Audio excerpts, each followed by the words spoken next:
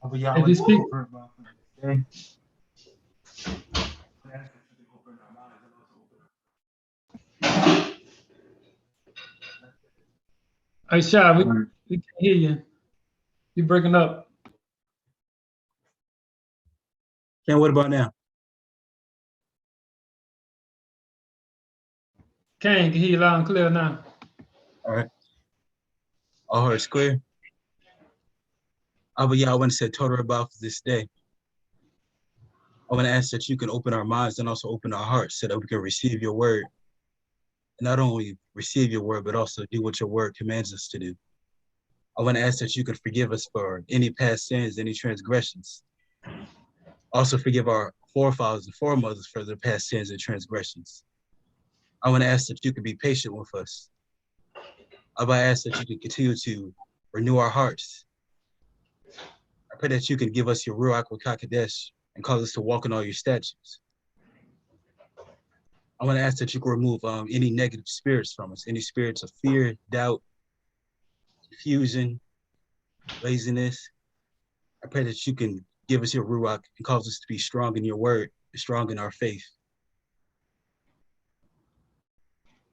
Blessed is your name, Yahweh, and bless whoever comes in your name, Yahweh. Hallelujah, hallelujah. Amen. Hello, yeah. Okay. All right, so Toda Rabah Akim for being on tonight.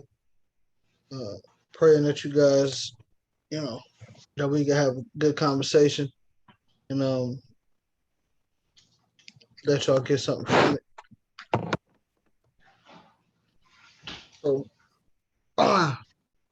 recently been having a lot of conversations that kind of brought this about, but we'll go ahead and get into it.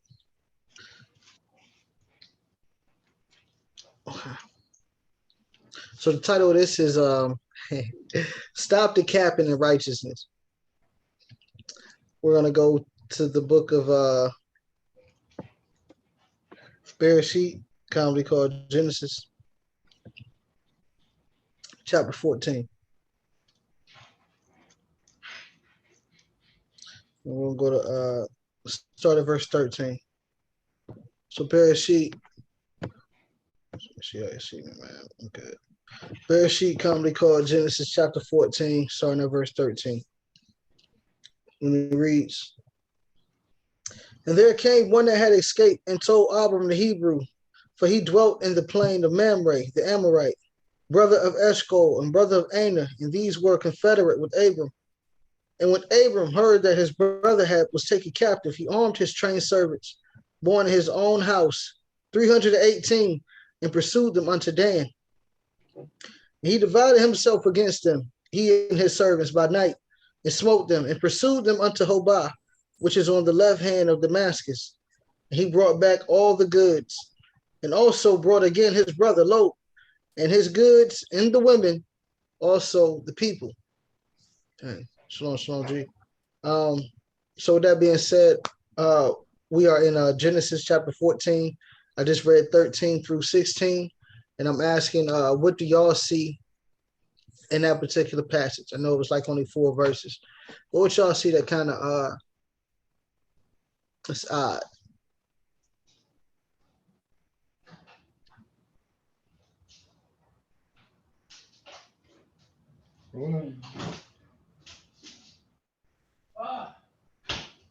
I enjoy that.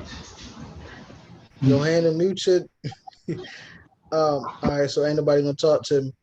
All right, so we in Bereshit, Genesis 14, 13 through 16. Okay, Kang, Shy, my toad. So, well, in verse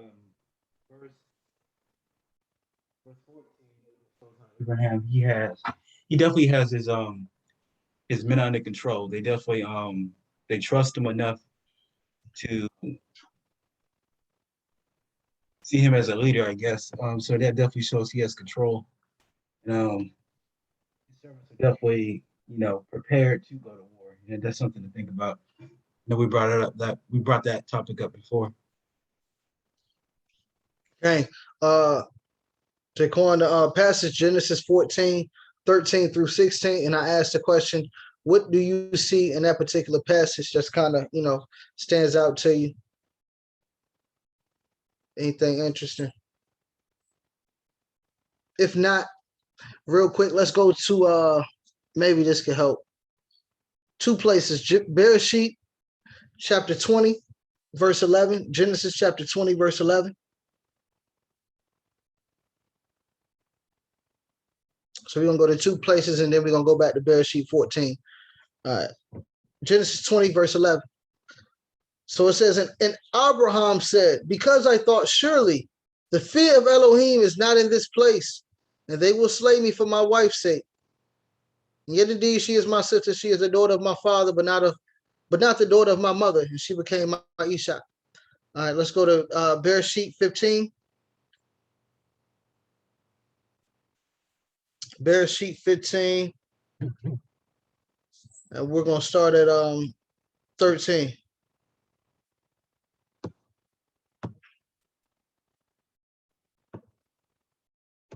So Bereshit 15, and we're going to go down to 13 real quick.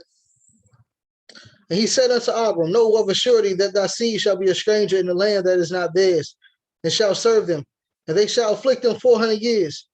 And also the nation whom they shall serve will I judge, and afterward shall they come out with great substance. And thou shalt go to thy fathers in Shalom. Thou shalt be buried in a good old age. But in the fourth generation they shall come hither again, for the iniquity of the Amorites is not yet full. All right, so I've read 3 verses. Now going back to Bereshit chapter 14, starting at verse 13 through 15. What do y'all see based on the verses that we read? And I give it about a minute, and then I'll just go ahead and.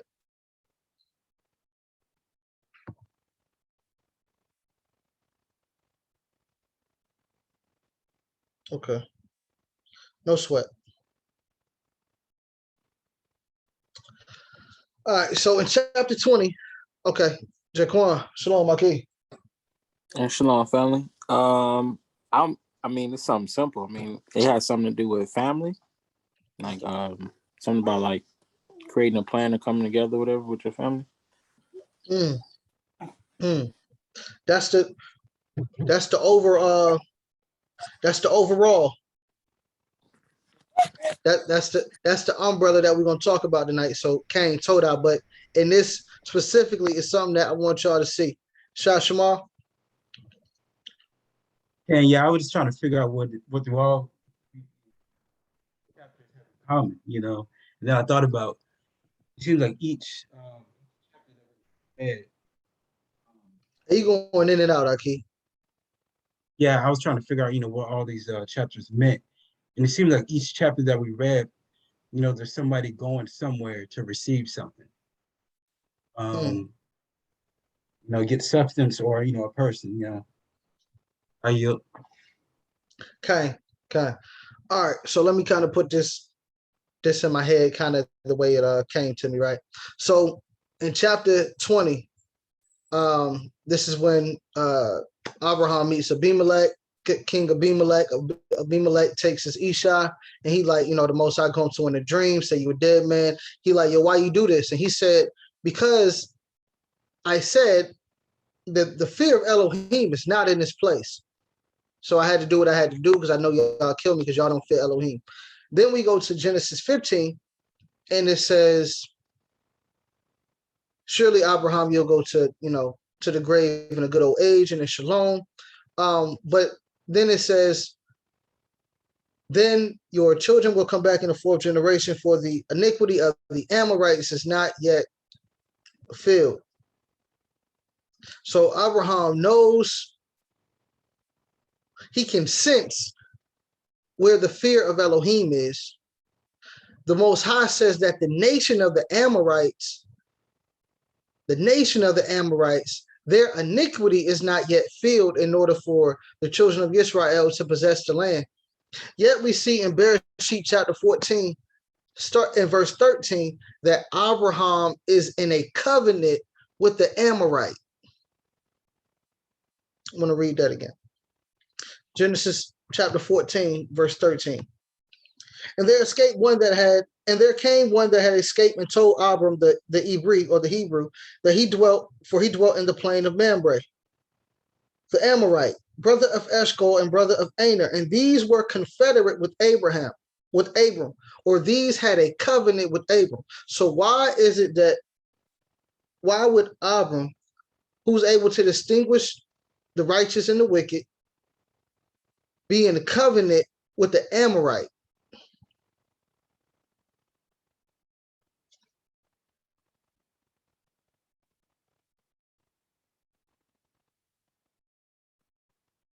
That was a question. Okay, Jay? Would this have something to do when maybe I'm tripping, when Abraham went to go get Lot? Okay, this is that same chapter. So Cain. Oh, sure, I'm tripping. Yeah. No, you told, Rocky. You told. Yirmiyah, shalom. Shalom.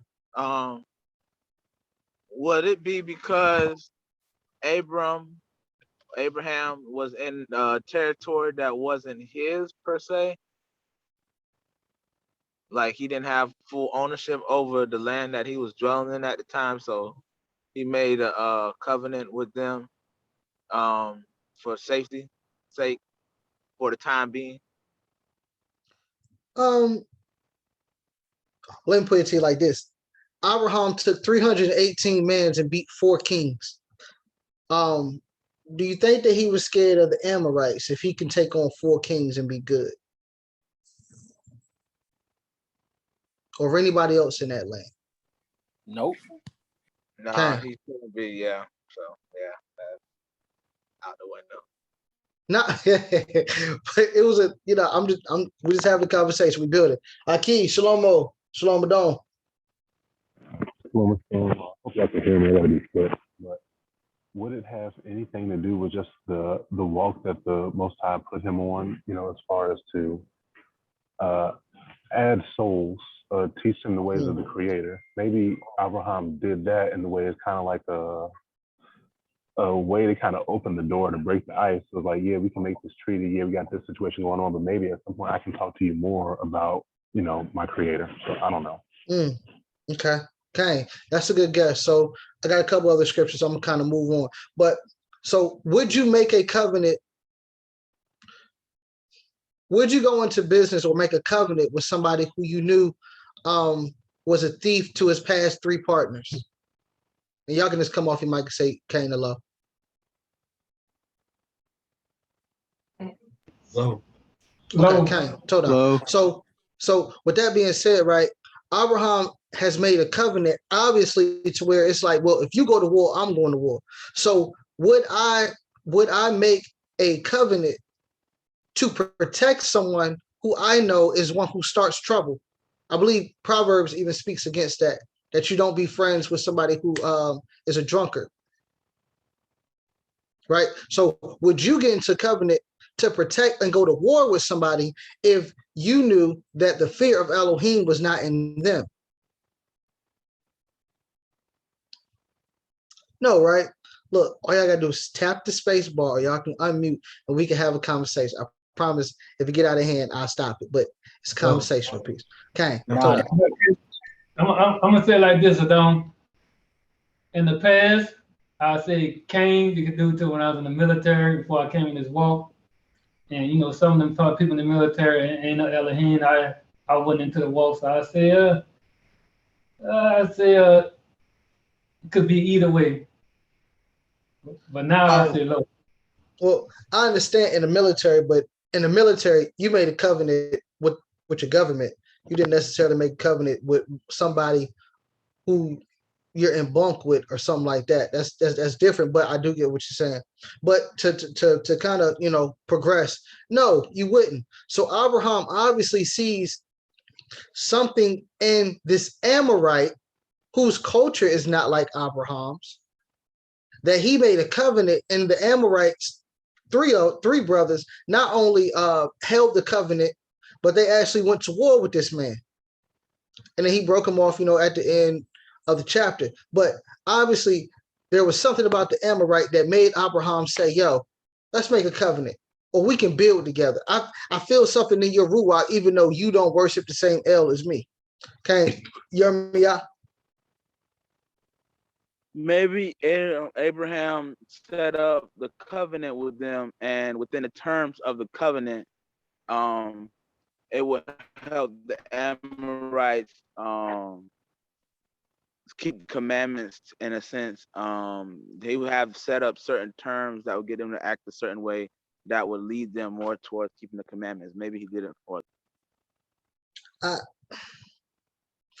I can see that, Yirmiyah, but that's not what it says. In the next chapter, the Most High speaks about the iniquity of the Amorites. So he goes to war with Amorites. The next chapter, the Most High says, but the iniquity of the Amorites is not yet filled. Jaquan. I agree with what you're saying. I do have a little caveat. So what about when Joseph was ruling in Egypt? They obviously didn't serve the same gods, but they still grew together. But in this situation, the Amorites were bad. But your question was, would you join hands with someone who doesn't serve your God? I mean, I would. But okay, go ahead, keep going. Yeah, I mean, because even you go to work, like the people you work with don't even serve the same God you work with. Yet y'all get the job is complete at the end of the day. Like you understood the task type of deal. And you absolutely, Aki. So you work with them even though y'all don't worship together to fulfill a task. Abraham lives around these people. So he's going to see Ruach, so on and so Ruach or spirits around him, and what's in him.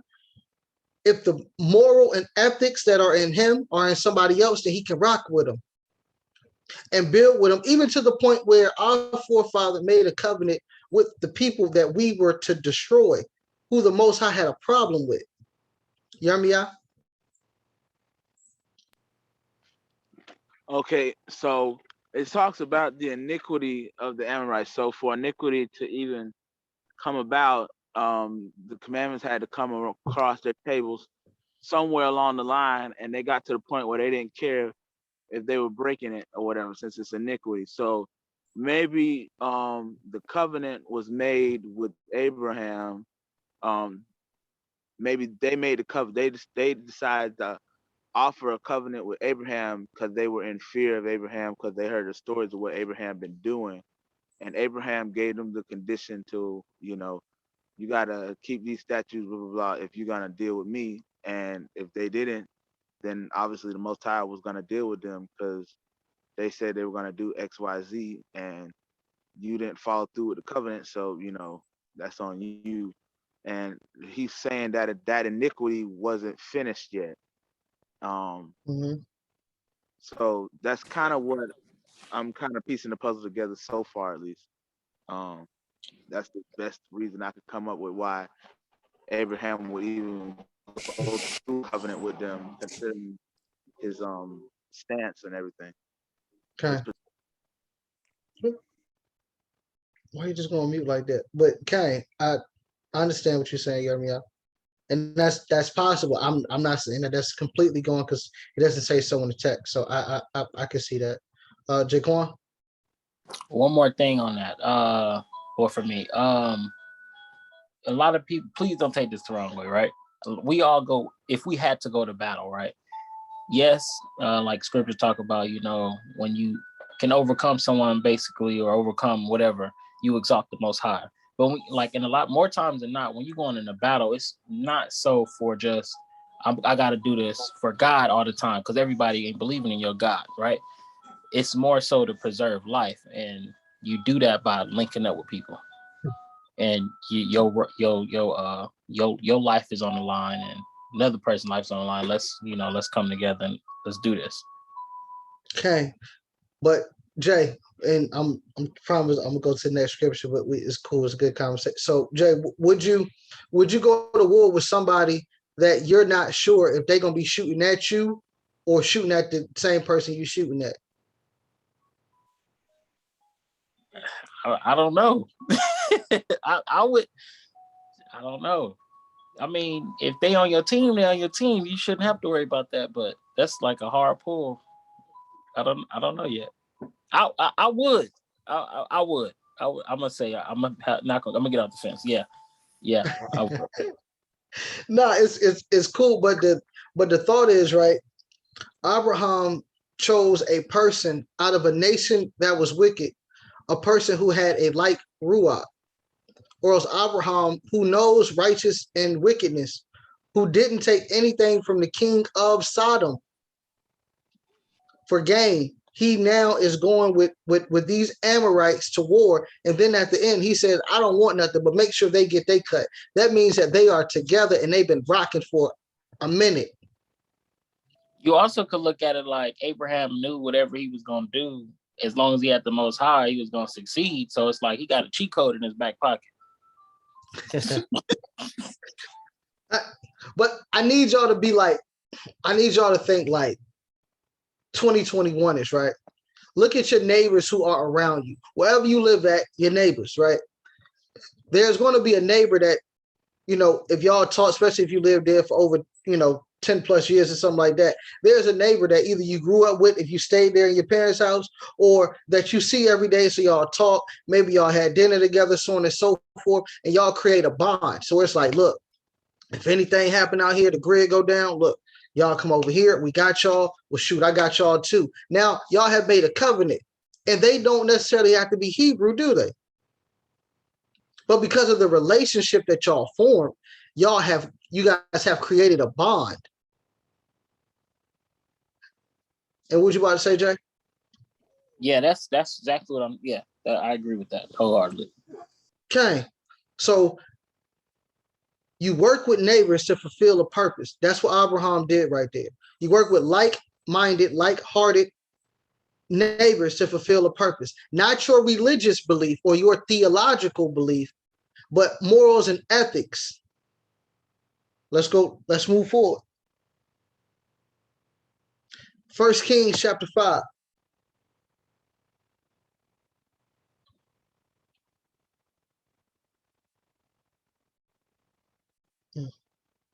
Verse 1.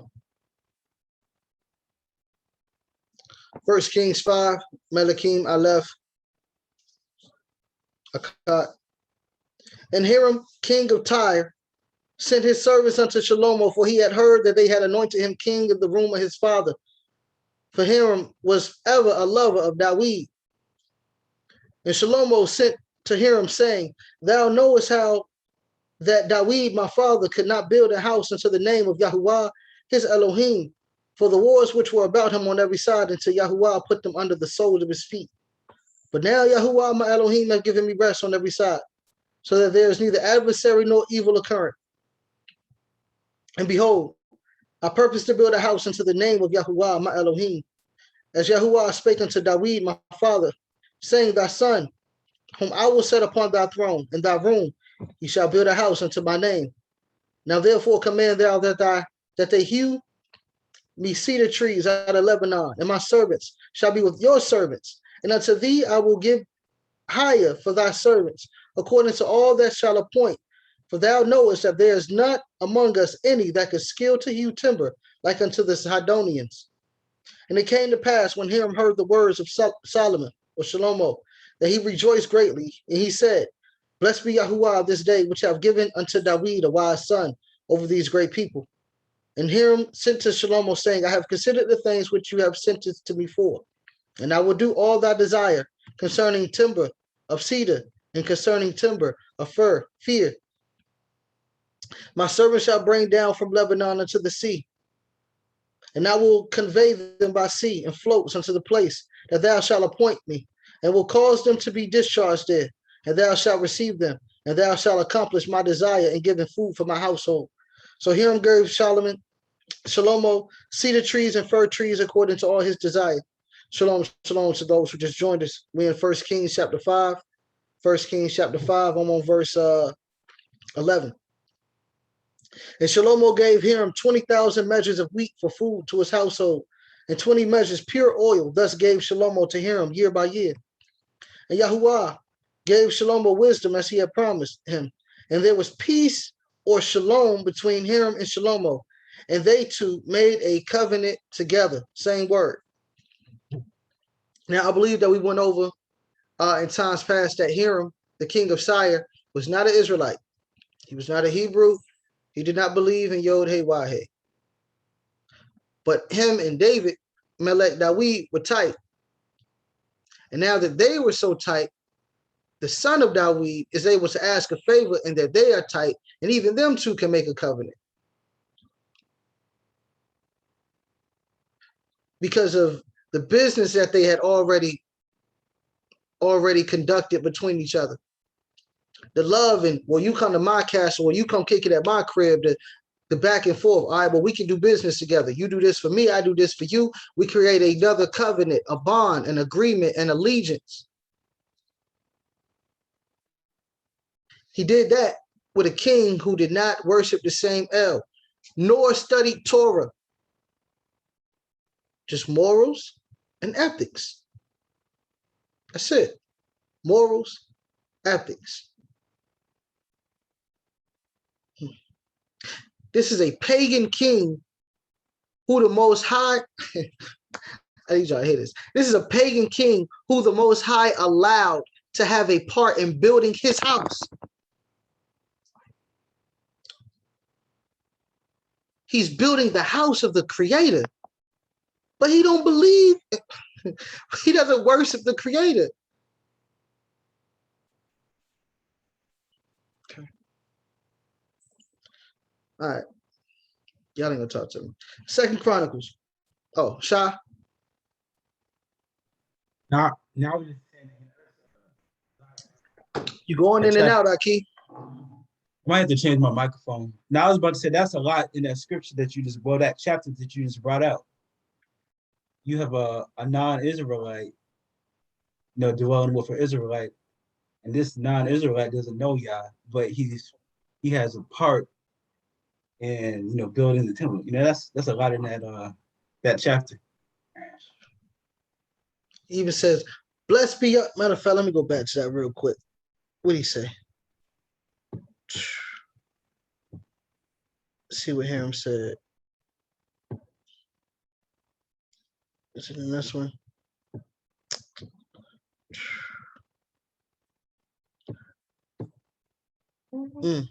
There's a passage. Cain, Yirmiyah, go ahead while I find it.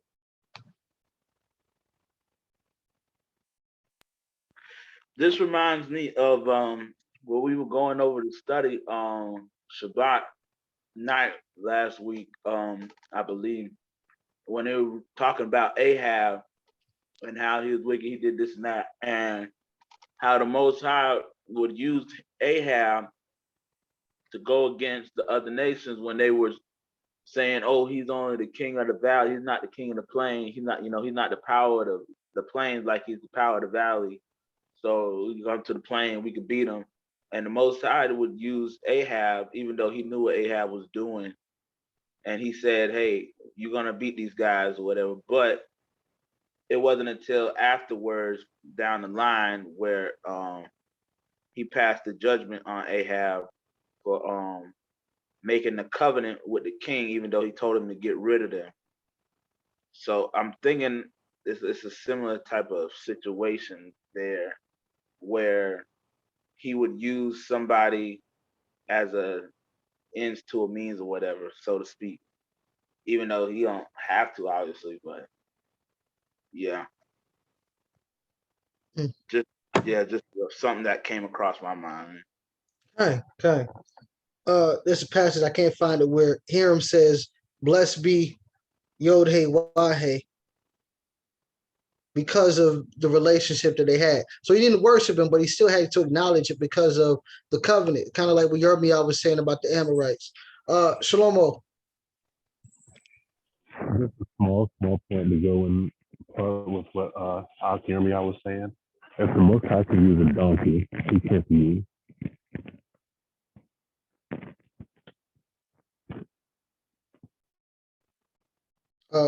you were breaking up toward the end, but we did hear if the Most High can use a donkey, then he can use him as well. Shalom, shalom to Jesse, Lorenzo, Zariahu, shalom, shalom. Jaquan, go ahead, Aki. Just like when and and Daniel, when they were going into the furnace, when they came out of the furnace, whatever, the king didn't believe. Obviously, he felt like he was a god. But at the end of that, he ended up praising as well, and making sure they were safe.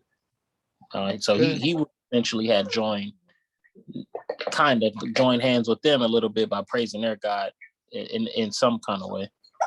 Okay.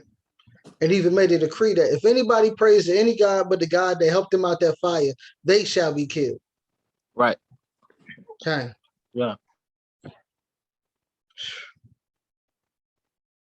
Okay. Let's go to 2 Chronicles chapter 30. So the first two with our forefather Abraham making a covenant with the Amorite, and Melech Shlomo or Solomon making a covenant with King Hiram of Tyre. Both of those are Hebrews making deals with or covenants with outside Hebrews, right? Which shows us that you can make an allegiance with somebody who doesn't necessarily believe your book at all. Doesn't believe your book at all, but you guys have a common goal in mind. You guys have a common goal. Like Jay said, you do it when you're at work. It's people who don't believe nothing actually will probably tell you that what you believe is fake, but you'll work with them because y'all got a common goal and a common purpose. So y'all make an agreement that, look, whatever we need to do, we're going to get it done because we have to do this. It's a means to an end. If y'all got to build a project, that's at work. Y'all got to build a project together, so on and so forth.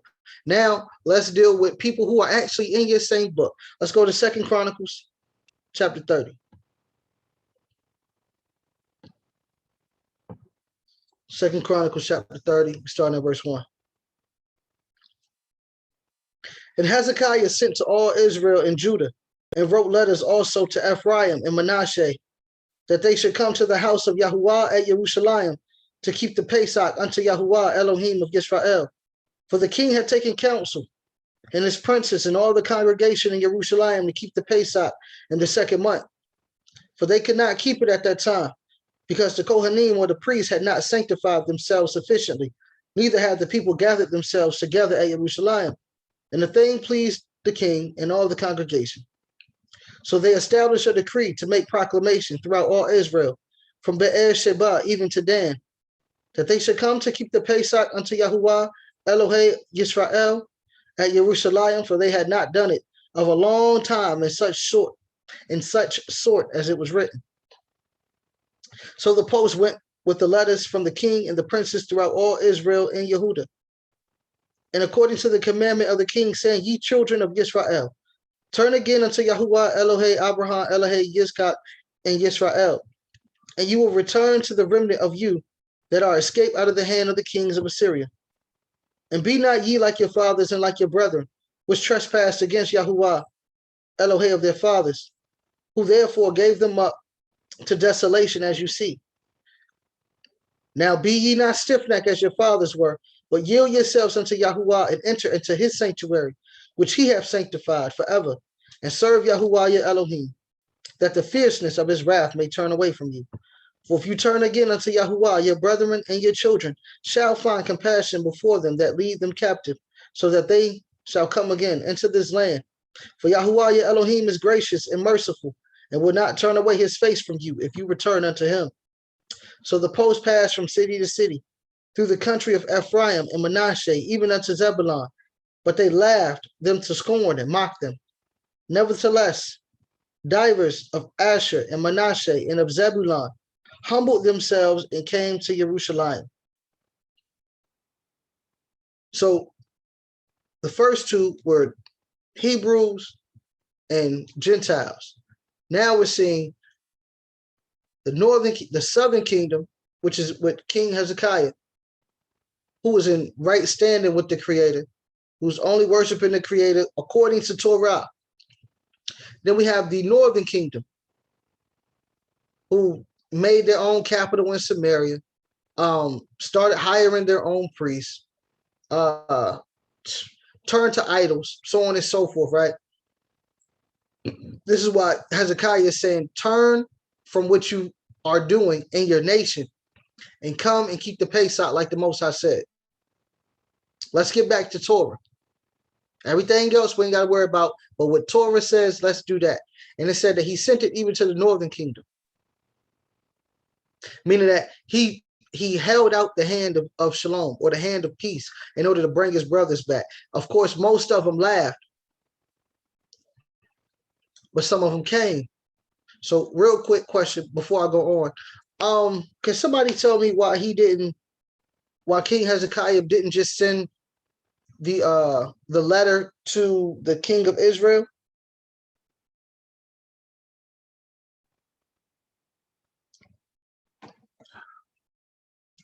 Okay, Jay.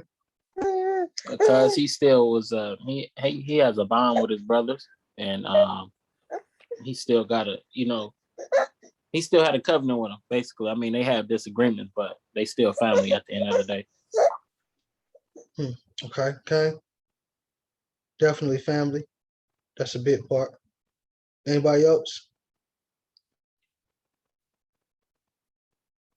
Okay. No sweat. Oh, So- it is a law not to hate your brother. Okay. Do not hate your brother in your heart. But why didn't King Hezekiah send the decree for everybody to come do Pesach to the king of Israel so we can squash it and we can, everybody will be good?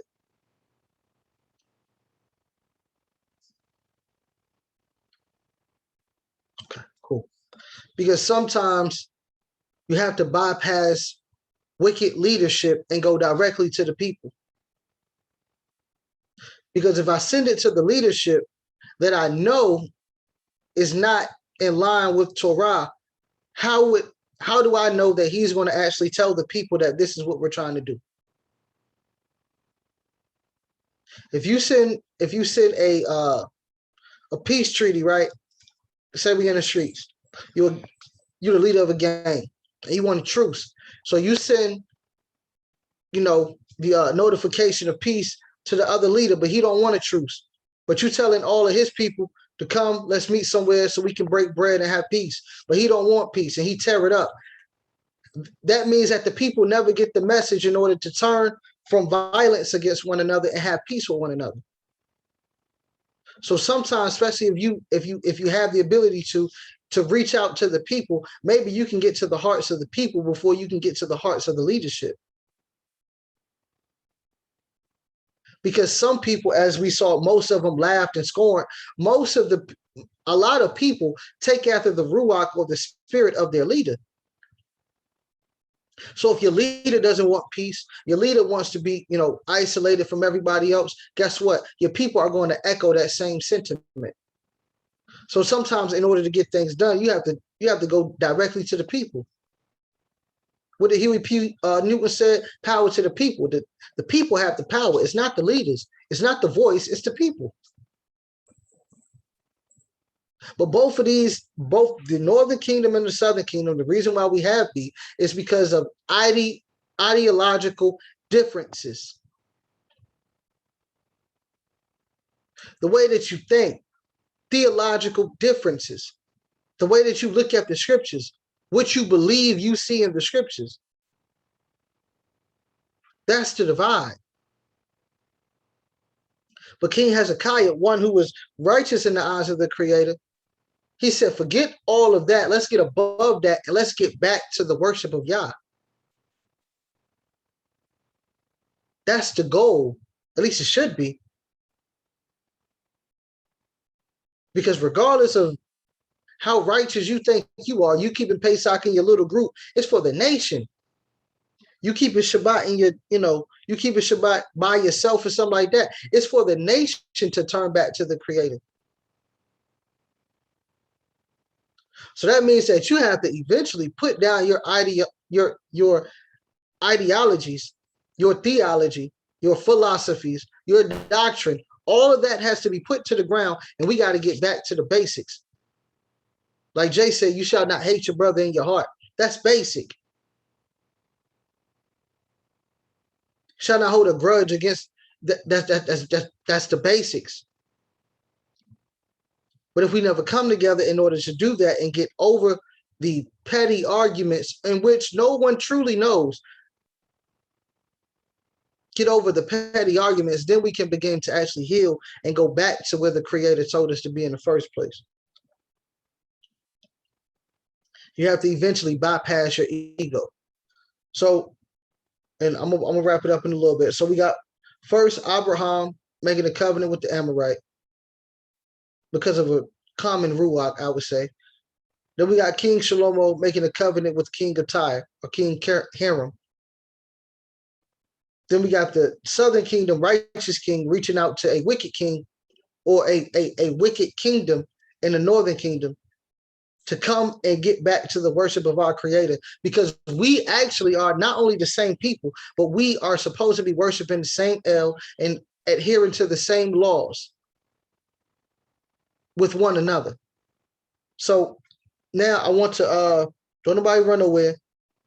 It ain't gonna turn into no sermon about nothing else.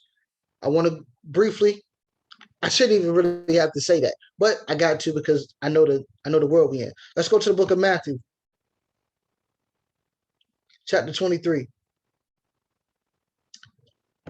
And this is just for those who, some people not online who I wanted to necessarily hear this, but it's the same thing. Matthew chapter 23, and I will read verse 1 through 7. Then spake Yahushua to the multitude and to his disciples, saying, the scribes and the Pharisees sit in Moshe's seat. All therefore whatsoever they bid you, observe, and do. But do not ye after their works, for they say and do not. So this is Yahushua speaking to his taught ones, or the people who are listening, to listen to the people that are against him. Say that one more time. This is Yahushua telling his taught ones, his disciples, to listen to the people and do what the people say. And the people that he's telling them to listen to are against him. All because they sit in Moshe's seat, which means that they are teaching Torah.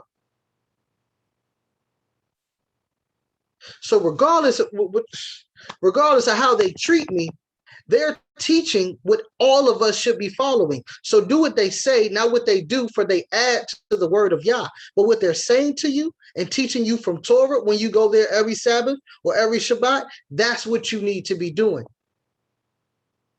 Regardless of how they look at me. That means that if he's saying that to his taught ones, who are you to say that just because we have a disagreement in thought process that we can't come together and do what the Torah says?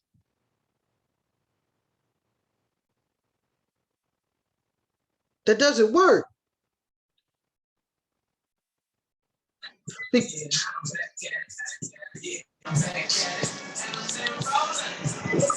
Jesse?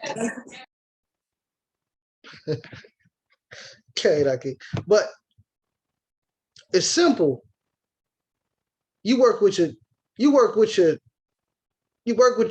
co-workers, you cool with your neighbors, you talk to people who you know have nothing nice to say about your book.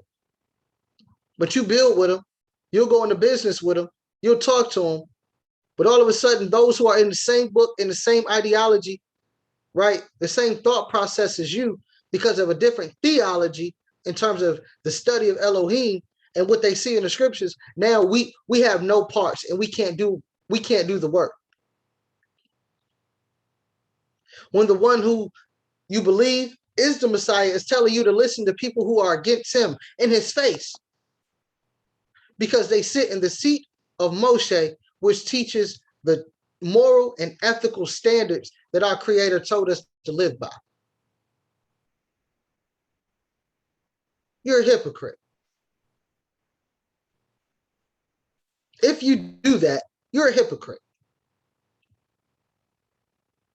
Because there's no way you can do in the world but can't do in the culture.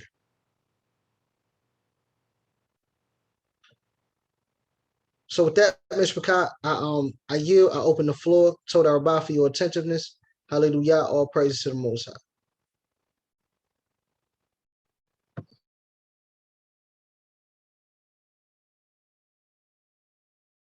Any questions, comments, or concerns? Cain and Don, I want you to continue.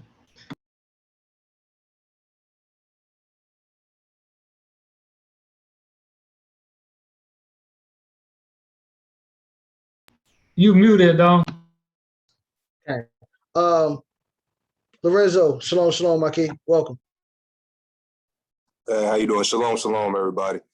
I agree a lot with what you were just saying as far as the because matter of fact, that's what me and Solo Shlomo, we were talking about that earlier a little bit. We was talking. I was bringing up something. What was it? It was one of the camps that I watched. Well, not a camp. They go by Issachar. I watched them on YouTube, and we was talking about how, what was it? Acts, yeah, somewhere in Acts where about the feast days and whatnot, and how in the video he was saying, well, how do we go about, what do we do for our brothers and sisters that are locked up? And he kind of was like, I guess, making a point about how we don't need to honor the feast days or something like that. And well, he's got a whole nother thing he's got going on where he's trying to find the true, like, you know, we're the true people. We need to walk away from Hebrew and all that other stuff. But all right, I'm going off rail. What I mean to say is that I agree with the whole, you know, the hypocrite part, as far as we pay more attention to, like, those who want to pay attention to following Torah to the letter to the T and everything like that, but they're not, you know, it's not in their heart and everything like that. And I'm kind of having a step back myself now, and I think that's the Most High revealing that to me too, because a lot of these camps, they say one thing, but then they doing another. What was it called? It's sophistry. Like, I compare it to like sophistry. They just arguing to be right, and that's all they care about. And they're not trying to, you know, get back to the law of what the Most High truly intended and everything. So I agree a lot with that. Hallelujah, hallelujah. Toda. Shah Shamal and then Yirmiyah. Sean, can you hear me? Okay. Yeah, Tov lesson, praise the Most High for allowing you and everyone else, to bring out the lesson in the comments. I learned a lot. I know it was quick, but I learned a lot. Two things I learned, I would say, is, you gotta definitely watch yourself so you don't be a hypocrite.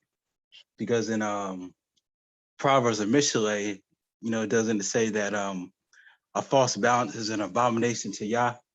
So, that's something to think about. And also I learned, well, I kind of already knew this, but you kind of highlighted it, non-Israelites not that bad. Are you?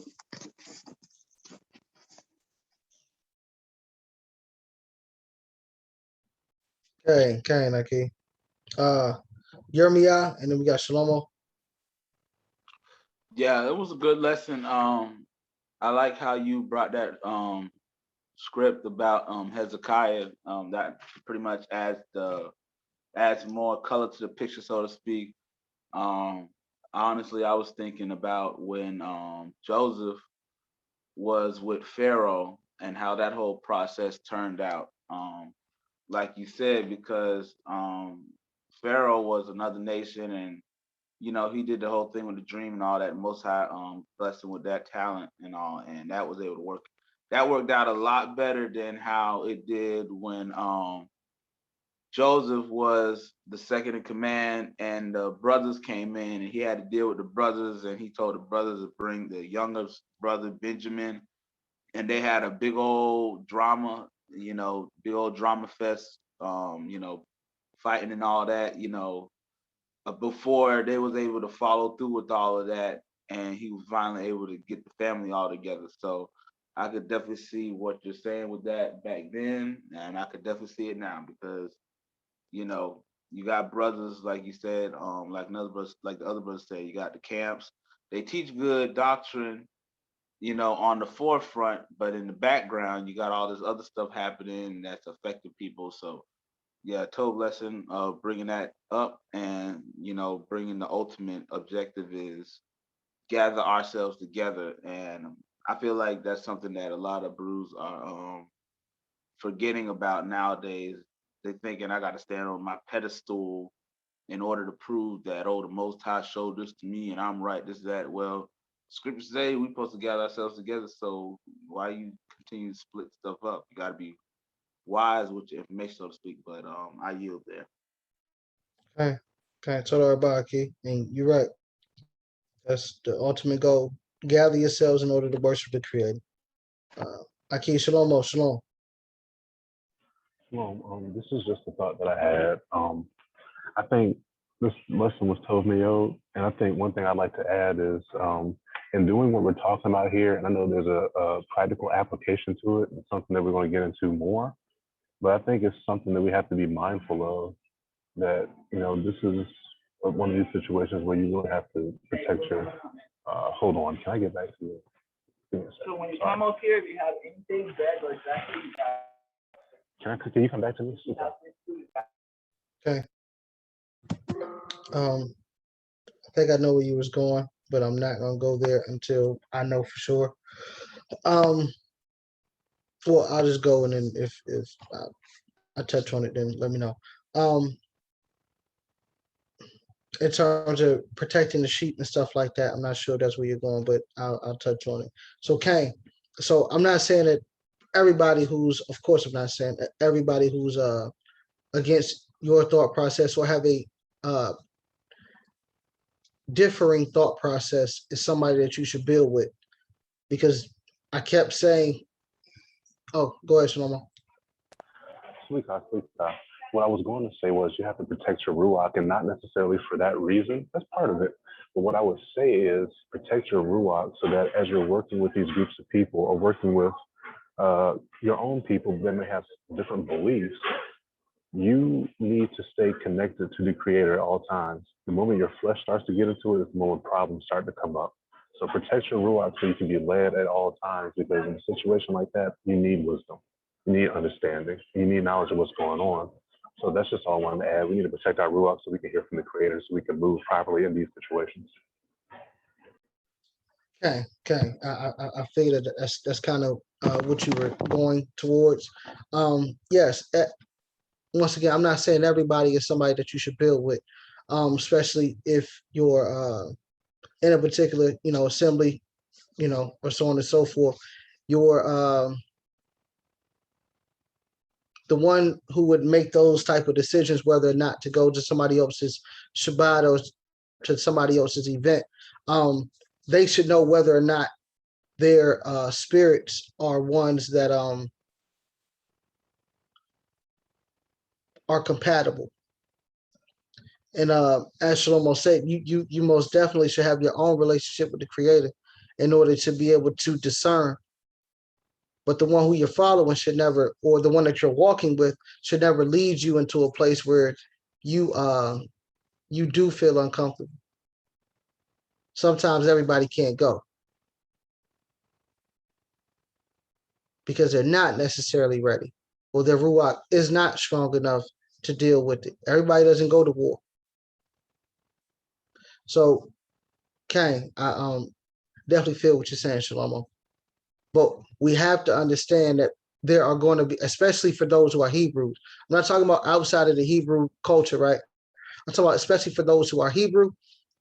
There are going to be various views based on so many different people teaching, so many different thought processes and backgrounds, so on and so forth. But if we have the major pillars in common, we should be able to build together. Those being that Yahuwah or Yod-Heh-Wah-Heh is the true Elohim, and there is no Elohim beside him, that we should keep Torah. Those are our instructions on how we live.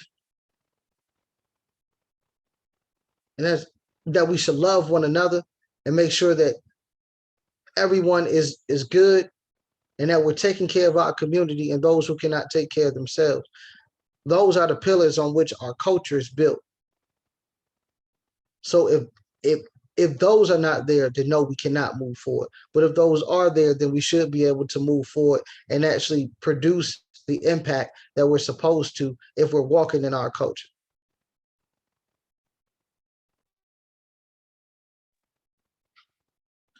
So with that again, I yield. Elder Tony, do you have any words? Shalom.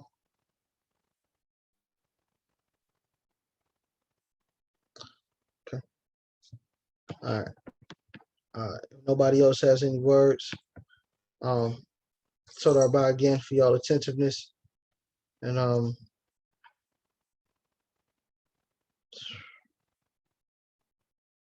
we'll go ahead and pray out. Ooze, if you're in a position to pray us out.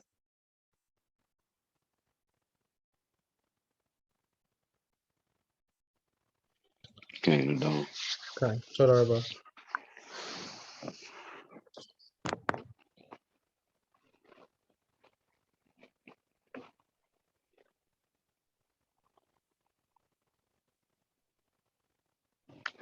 Baruch Hashem Yahuwah Ba Hashem Yahusha Hamashiach. Bless your name, Abba. Father, we thank you for this time that you've given us to read your word, Abba, and come before you. Yah, we ask that you forgive us of our iniquities, sins, and transgressions, Yah. Yah, we ask that you forgive us of anything that we may have done that was unpleasing in your sight, Abba.